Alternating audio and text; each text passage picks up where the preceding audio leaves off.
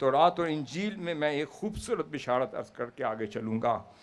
پھر تورات کی مطبوعہ نمبر مرزا پور میں باب 18 آیت 18 سے 20 ہے.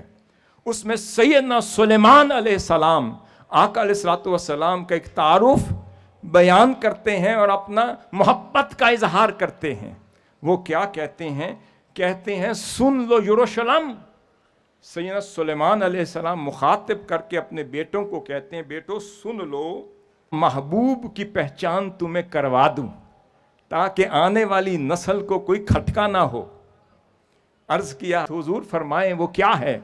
فرمایا جو میرا محبوب ہے وہ بڑا نورانی ہے.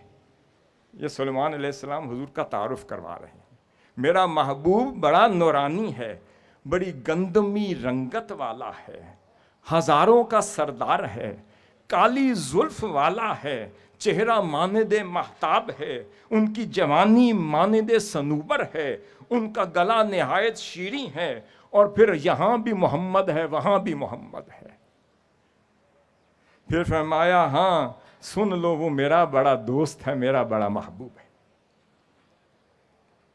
پھر کتاب حبقوق کی بشارت، جس کے بعد آگے چلوں گا، اس میں خلاصہ کلام یہ ہے کہ فرمایا وہ محبوب اتنے حسین و جمیل ہوں گے کہ ان کا جلال آسمان پر چھا جائے گا اور زمین ان کی حمد سے معمور ہو جائے گی.